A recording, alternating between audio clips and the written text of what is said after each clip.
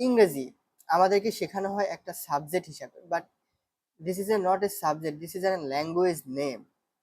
তো আপনি একটা জিনিস লক্ষ্য করে দেখবেন যে ইংরাজি আপনাকে ক্লাস শিশু থেকে বা ক্লাস 1 থেকে ক্লাস 10, 12 বা ভার্সিটি লেভেলেও শেখানো হচ্ছে, বাট তারপরে দেখা যায় যে ইংরেজি স্পিকিং কেউ কথা বলতে পারে না খুব একটা ভালো। যারা নিজ উদ্যোগে শিখে তারা দেখা যাচ্ছে যে টুকটাক পারে।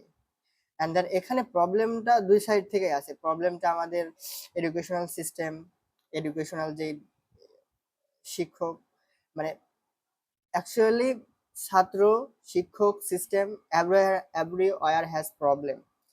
সেটা মানে যেভাবে করা হয় যে ইংরেজি একটা সাবজেক্ট, এখানে পাশ করানোর জন্য অনেক রুলস মুখস্থ করা হয়, মুখস্থ করলাম, পরীক্ষা দিলাম, ভালো রেজাল্ট করলাম, দ্যাটস অল। আমি আমি ইংরেজিতে অনেক ভালো। আসলে দেখা যায় যে ইংরেজিতে কথা বলা একটা মেসেজ, ইংরেজিতে কথা বলা আর গ্রামারের রুলস মুখস্থ করা ইজ টোটালি ডিফারেন্ট। দেখেন ইংরাজি হচ্ছে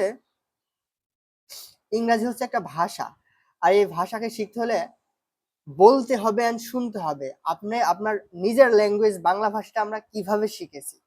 প্রথমে শুনতাম, দেন তারপরে বলতাম। অ্যাকচুয়ালি যখন ভাষাটা শিখবো, ভাষাটা বিভিন্ন কাজে প্রয়োজন হয়।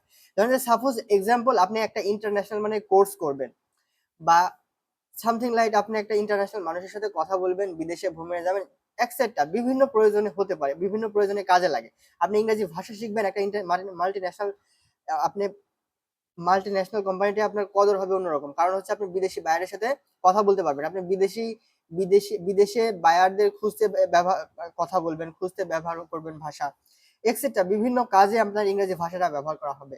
তো ইংরেজি ভাষাটা আমাদের অ্যাকচুয়ালি ইংরেজিতে কথা বলতে পারলে কি কি লেভেলের সুবিধা আমাদের হবে, এই জিনিসটাও আপনি ক্লিয়ার হতে পারবেন না এজ এ প্রাইভেট স্কুল থেকে, বলছি মানে সরকারি প্রতিষ্ঠান থেকে।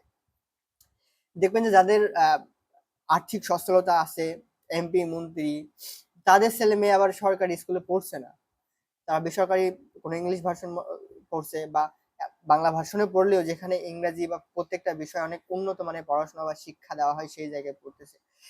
দেন একটা বিষয় হচ্ছে আমাদের বুঝতে হবে যে ইংরেজি একটা ভাষা, আর ইংরেজি ভাষা শেখার জন্য বেসিক কিছু গ্রামার রুলস জানলে ভাষা শেখাটা অনেক সহজ হয়ে যায়। আর এটা হচ্ছে প্র্যাকটিস। আজকে যেটা শিখলাম যে ইংরেজি ভাষা হচ্ছে 4টা জিনিস: রিডিং, রাইটিং, লিসেনিং, স্পিকিং। শোনো, বলো, লেখো, পড়ো। এবং এই বিষয়গুলা আসলে আমি এই ভিডিওটা 3 মিনিটের মধ্যেই শেষ করতে চাচ্ছিলাম, তো সেজন্য আমি এখন এক্সপ্লেন করছি না।